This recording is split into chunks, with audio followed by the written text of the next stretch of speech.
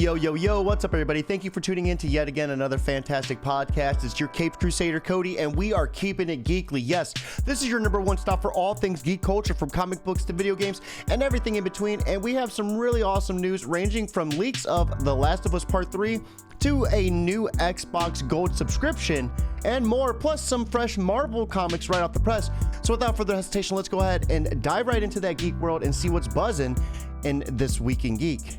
Now, according to Oops Links, Naughty Dog is currently developing The Last of Us 3 online game, which has completely been rebooted after the original plans to make it a Battle Royale title. Now, this has been described as a mix of Escape from Tarkov and The Division. Now, also revealed in the leak, it looks like Naughty Dog has a brand new IP in the works, a major single-player title with Neil Druckmann not involved at all and set in a fantasy setting. The Last of Us 3 has no official statements on anything from the studio as of yet, but the outline of the script is ready.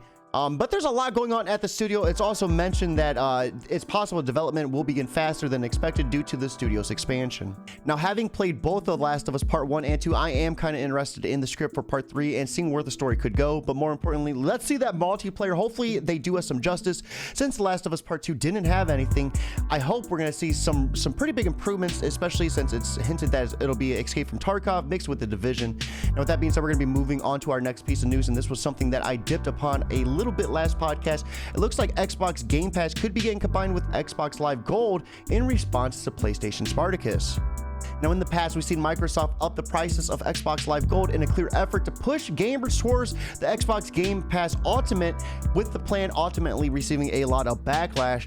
But now it seems that things are going to change in a different manner. According to Brad Sams, Microsoft is evaluating plans to combine both Xbox Live Gold and Xbox Game Pass. Now, staying verbatim to this article, it looks like Sams explained that Microsoft's goal is to make it $15 a month, the new baseline for a subscription to its services. The key component of the price raise will be dissolving the standalone Xbox Live Gold subscription tier, which currently costs $9.99. Combining with Xbox Game Pass permanently appears to be Microsoft's main focus for accomplishing this goal. Now, it's also noted in this article that it was a weird description because Xbox Game Pass and Xbox Live Gold goes for $14.99 a month. That's the price of the Game Pass Ultimate, which also includes cloud gaming and Game Pass on both PC and Xbox.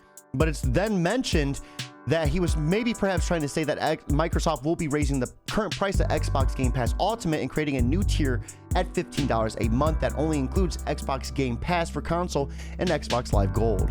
Now, as always, take these leaks with a little bit of grain of salt, but if that Microsoft one does pan out to be true, we could see some significant price changes in the tiers to come. Now, with that being said, we're going to be finishing this week off strong, and it looks like the PlayStation president says the company is planning to acquire more studios in the future. After acquiring 6 gaming studios in 2021 and 3 more in 2022, Jim Ryan has been quoted confirming the company will continue to make acquisitions and has even more planned at the moment. Now, this confirmation came during an official PlayStation podcast in which Ryan was a special guest, and he only briefly discussed PlayStation's plans for acquisitions going forward, starting by reiterating a point that he and PlayStation have made previously. The point is that PlayStation will continue to make acquisitions going forward, explaining the company is growing through acquisition. It's also important to note Ryan's comment about more acquisitions planned, meaning there could be some big reveals that are going to be shown in the days to come. Now, this obviously is a direct response from Sony to Microsoft, for Microsoft just taking on acquisition after acquisition and just nailing out some of the biggest heads in gaming. Leave a comment down below letting me know your thoughts on what studios Sony could be acquiring in the future to come. Now, with that being said, we're going to be wrapping up this week in Geek and hitting you with those fresh pulls coming right out of the oven. We're going to be starting off with Miles Morales Spider-Man issue number 36, Legacy issue 276, written by Saladin Admen, with art being done by Christopher Allen. Now, we begin this issue by following Miles and his clone Shift within this hideout, examining a hologram of his uncle when he's interrupted by a multiversal asset locator, beginning his search for Aaron. Now, eventually Shift takes over and it's able to initialize the portable tracker, ending the pair in a dimensional travel, landing in an interesting location, a dimension set in the Western era with none other than the raging rhinoceros walking out of the saloon. Now, things take a turn for the worse as these two are just seeking help and end up disrespecting the rhinoceros, incurring his unstoppable rage. Now, trying their best not to hurt anyone, we see the pair trying to avoid his attacks as best as they can, but they eventually end up in the saloon, causing all the patrons to join in on the fight, swinging fists. Miles finds out rather quickly, though, with one punch that this raging rhinoceros goes down way easier than the one from his own world, and their victory is further celebrated by a familiar face, King, aka Black Panther of this dimension. Now, this was my first time diving into a Miles Morales comic, and I was in love with Shift. I thought that clone was just phenomenal, and it added just the right amount of humor and just the right amount of combat to grab my interest. Now, with that being said, we're going to be moving on to our next issue of the week, which is going to be Ghost Rider issue number 2, written by Benjamin Percy, with art being done by Corey Smith with Brett Peoples. Now, Dark Place begins by Johnny Blaze waking up in the aftermath of crashing his motorcycle, blacking out for hours and days on end with no memory and his clothes burned off. A crash that should have killed him, leaving his nerves aching with a horrific injury stapled shut on the back of his head. Eventually, we see him retrieve clothes from the saddlebags and gets dressed as he reflects on the spirit of vengeance going one way while he begins to go another. Now, stranded somewhere in Idaho, we find him pushing his broken bike down the road until he eventually finds the Cave-In Hotel, giving us a transition to Agent Talia and her companion somewhere in Utah, talking about Talia's conflicting views of following the bureaucratic rules and order. Now, she begins digging deeper and deeper into his personal information, causing him to question if she's a seer or not, to which she admits that she broke into his house and looked through all his stuff before crawling back into her casket. Now, at the Cave-In Hotel, Johnny is able to book a room and then ask the housekeeper for some additional work to earn some cash. It's during one of these cleanings that he accidentally breaks a mirror, revealing a secret passage. Now, we find out that the housekeeper has been looking through each of these rooms through the bathroom mirror, finding victims to feed to a sacrificial monster. Yes, you heard that right. As Johnny stumbles onto the bloodied room in which the housekeeper abducted a family, we see the housekeeper in a sacrificial pit, feeding the father to a grotesque monster. Now, Ghost Rider and the monster go head to head.